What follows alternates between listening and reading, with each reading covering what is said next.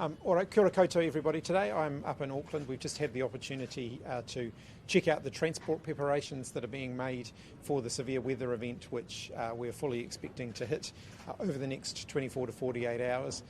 Central government will be working closely with local government. It will be a locally led response initially, of course, as it always is, but we're making sure that we've got our systems all lined up to provide that support. My main message to people across the country is to take the severe weather warning seriously and to make sure that you're prepared and to follow the guidance that's being issued locally. So here in Auckland, follow the advice of Auckland Regional Emergency Management in terms of what to do and so on. But make sure you're prepared. There's no need for panic buying. I'll reiterate that again as well. The supermarkets will stay open unless there's a particular reason for a particular supermarket to be closed. They'll stay open. They are well provisioned. And so people will still be able to access the essentials that they need to. So shop for a couple of days, don't shop for a couple of months, and make sure that everybody can get access to the essentials that they need to have access to. Follow the local guidance, make sure that you're prepared and make sure that you're taking the warning seriously. Prime Minister, there was some criticism last time Auckland was hit with a weather event around local government response preparation comms. Are you satisfied with the level of preparation and communications this time around? Central and local government have been working very closely together to prepare for this event and also to make sure that the early lessons that can be captured from our response a week or two back can be incorporated into the planning for this one. Prime Minister, the North is seeing power outages. We've just heard 6,000 homes currently are without power. What sort of support can you offer to get infrastructure back up and running? Yeah, I know the electricity companies will be working very, very speedily to try and get electricity restored where it has been disrupted. It does happen from time to time, and again, it's a good point to, it's a good opportunity to reiterate to the message to people to be prepared for that. It can happen in severe weather. You can lose electricity for a period of time. The electricity companies will work very hard to get that power back on. But make sure you've got, a radio, for example, where you can get updates from. Keep your phones charged. Make sure you've got a way of keeping in touch. Prime Minister, have you got any thoughts or had advice around schools opening on Monday and Tuesday? The ultimate decision around whether to open is one for schools and similarly for businesses as well, and they'll make judgments on that. I'd encourage them to follow the guidance, particularly consider issues around transportation and also around the fact that, with severe weather, it's not just a question of whether it's safe to be at school, it's also the question of getting to and from school.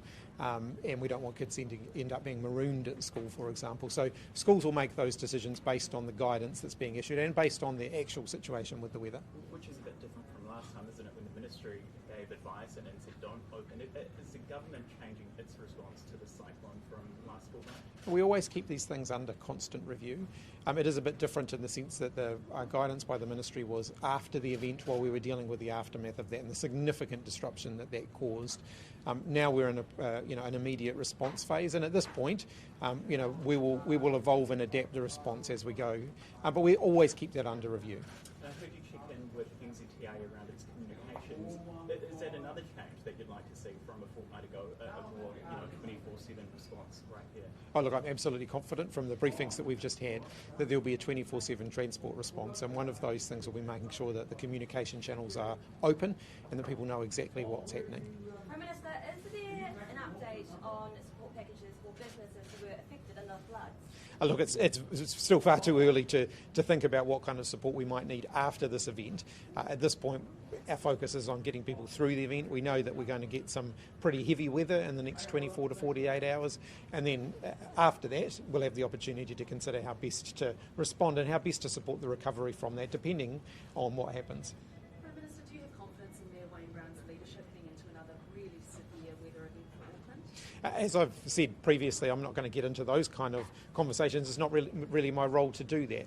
And what I am confident is that our government agencies, our central government agencies, have been working very closely with the local emergency response teams to provide them with all of the support that they have been asking for, and to make sure that the preparations for this severe weather event are as well advanced as possible.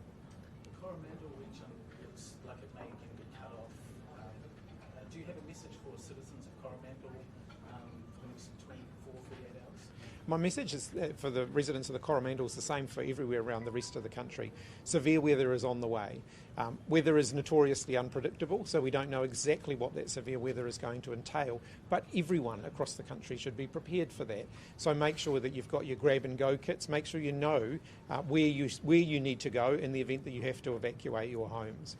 Make sure you've got your basic supplies, make sure you've got a plan in place for your pets and animals. Follow that local guidance.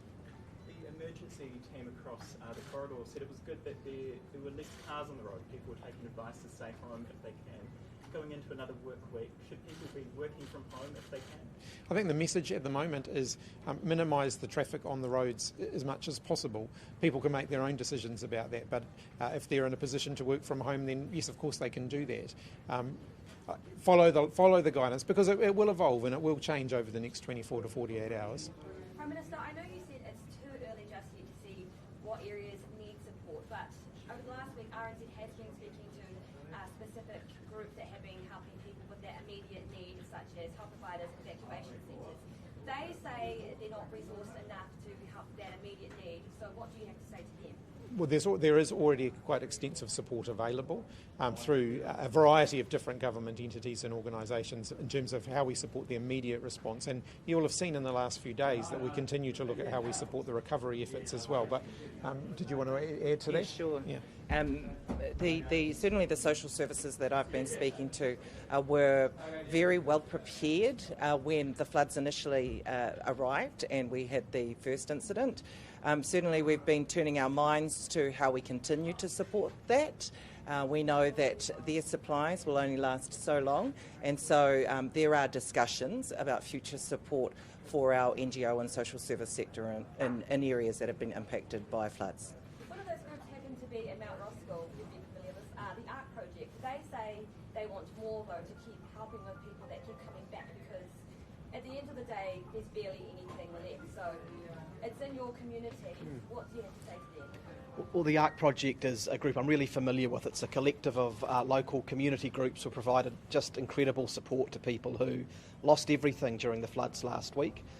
We've had a number of visits there, actually, the Deputy Prime Minister and myself, and have been working to make sure they're really well connected to government support agencies to make sure that food and other supplies are making their way through to the people who need them, and that's something we'll keep doing. Can I just add to that too?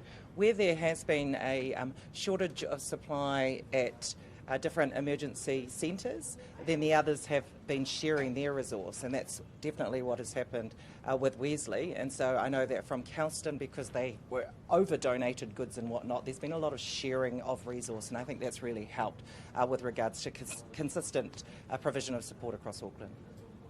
Just a question for the Minister for Auckland. Minister, how important is it that Mayor Wayne Brown fronts media questions to give people in Auckland confidence that there is leadership, comfort, going into this event? Well, it's not for me to dictate the media schedule of other elected leaders, of course, but it was really good to see earlier this afternoon the Mayor and Deputy Mayor with their officials fronting the media, giving good, clear information about what to expect and how people should prepare. I think people at this time do want to know that central government and local government have a plan, that we're working together and that we're focused on everyone's safety, and we definitely are. All right, we might wrap up there, but if I could just reiterate that core message from the beginning.